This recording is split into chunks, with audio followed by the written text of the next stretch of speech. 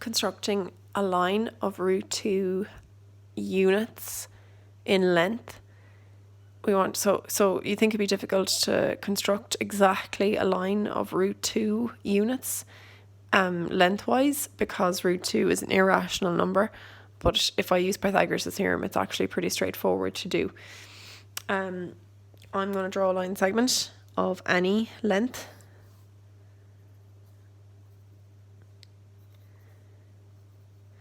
If I had to describe exactly what I was doing, I would just say, oh, you know, I'm after doing a line segment beginning at A, ending at B.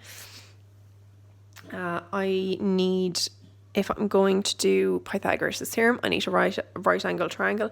So what I'm going to do is I'm going to try and construct a perpendicular line through the point B. So you would have done this at junior cert, or if I had a set square, I'd probably just use that. Okay, so I want to go through.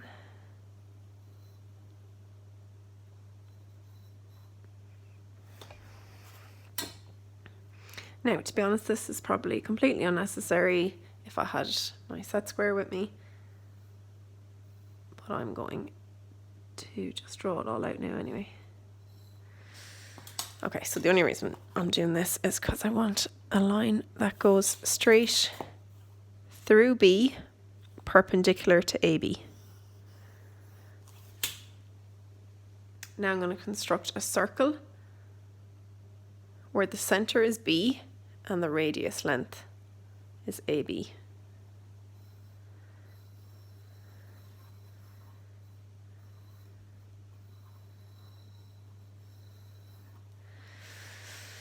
And now if I lengthen out this line here, I actually didn't draw it enough the first time.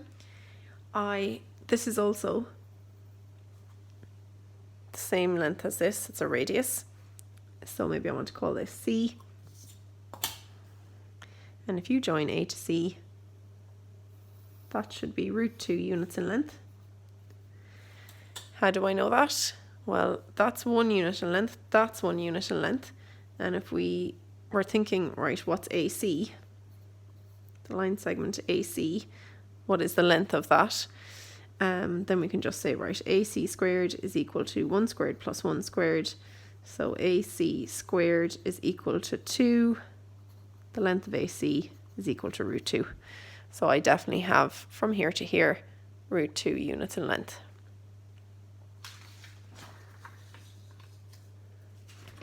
If I wanted to look at root 3 units in length, again, it's an irrational number. I need to start off with a line segment. Again, I'm just going to call it A to B. I'm going to construct a circle. This time I'm going to just let A be the center to start off with, and radius is length A to B.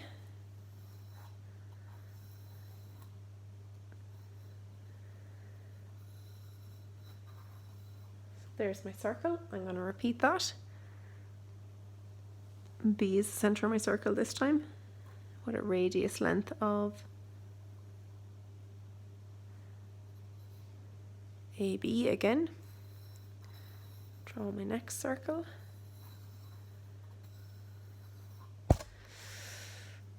Sorry. And you can mark the intersection if you want. The two, let's say C and D. I'm going to join those two.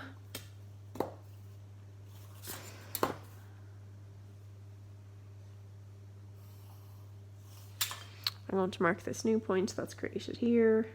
Call it whatever you want. Okay, and so now what have I done? Well, if we talk about that CD is perpendicular to AB and it bisects it, then AE is equal to EB.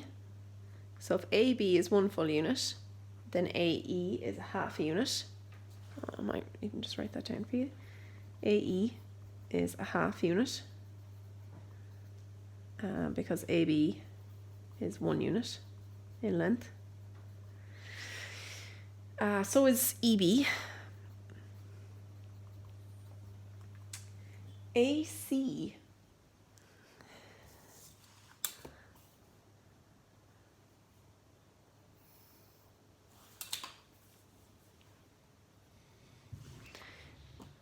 so if this is a half unit in length and this is 1 unit in length,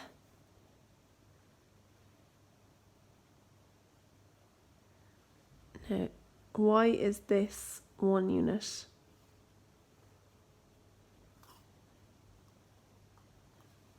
In length? Again, it's because of your circles. So we have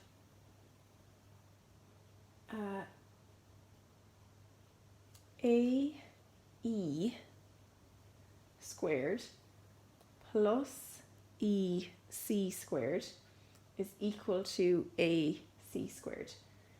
And we have a half squared plus EC squared. Sorry, I said that was a unit. AB is my unit. Apologies. I don't know EC yet. Is equal to, so we're looking at AE, a half, EC, we don't know, and AC, that's my 1 unit because, because if this is the center of my circle, if AB is 1 unit in length, AC is also 1 unit in length. That gives me the length of EC to be squared is equal to 1 minus a quarter. So square that and bring it over. EC to be squared is equal to 3/4, which means EC is equal to √3/2 when you work that out. And C to D is 2 of those.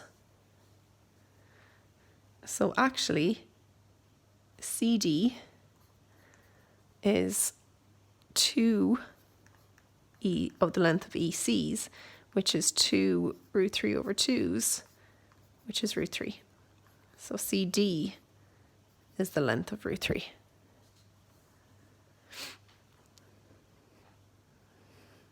So that's √3 units.